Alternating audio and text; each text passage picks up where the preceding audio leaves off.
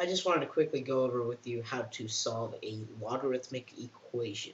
So basically all we're going to do is we're going to apply the laws that we learned in the previous video and use it to solve for a variable. So let's do these two problems. So we have log a of x, or log base a of x, is equal to 3 over 2 log base a of 9 plus log base a of 2. So the first thing we can do is move this coefficient up as a power. So let's do that. So you have log base a of x is equal to log base a of 9 to the 3 over 2 plus log base a of 2. Okay, so we can simplify 9 to the 3 over 2. So 9 to the 3 over 2 is basically just the square root of 9, or the second root of 9, which is this, to the third power, which is the numerator of this fraction. So that's basically what a fractional exponent is. The denominator is the root we're going to take, and the numerator is what we're going to square that to. So alternatively, we could also write the 3 inside the square root, but for this one, obviously, square root of 9 is 3, so it makes more sense to take the square root first and then cube the answer. So the square root of 9 is equal to 3, and 3 cubed is equal to 27. So we can simplify this whole thing to log base a of x is equal to log base a of 27 plus log base a of 2. Okay, so now what can we do? Well, we can use the multiplication law for logarithms and combine these two logarithms into one. So since the logarithms are being added together and they have the same base, what we can do is we can multiply the logs. So we can get log base a of x is equal to log base a of 54, because 27 times 2 is equal to 54. Alright, so now what can we do? How are we supposed to solve this now? Well, what we can do is we can move one of the logs to the other side, and I like to move the one that has a number in the log over here to the other side.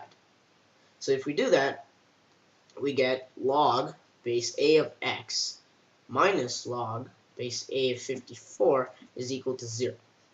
And as you might have guessed already, now we're going to combine these two logs into a single logarithm by using the division rule, and we're going to get log base a of x over 54 is equal to 0.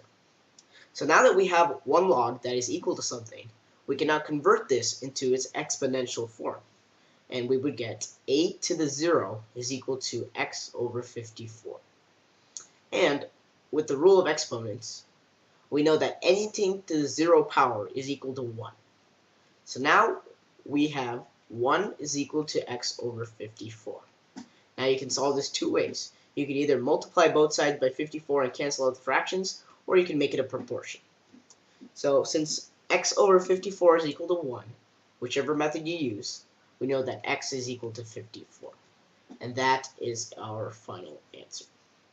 So let's try this second problem now. It's a bit more complex than the first one. So we have log base 2 of x squared minus 9 is equal to 4.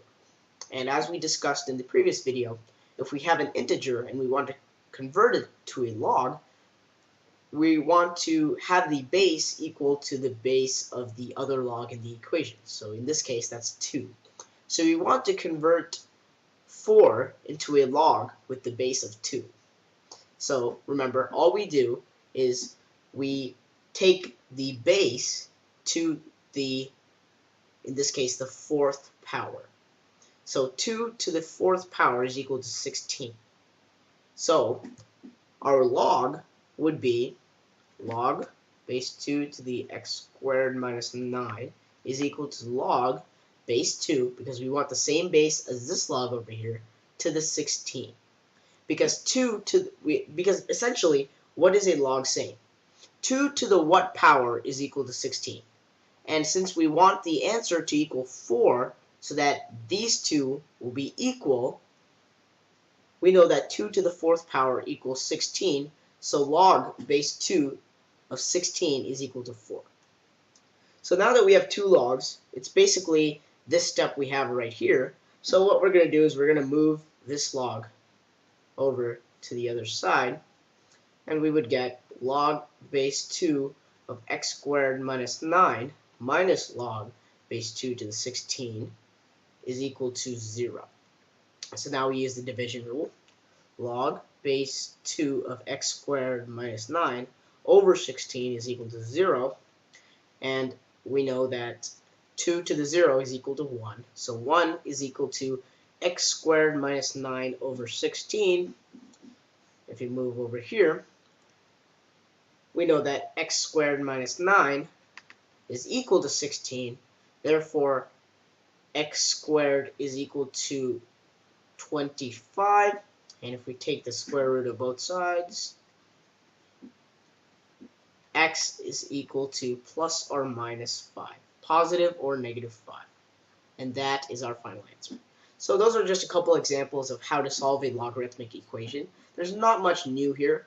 We're just applying the rules or laws that we learned in the previous video in order to solve for a variable and solve equations. So thanks for watching.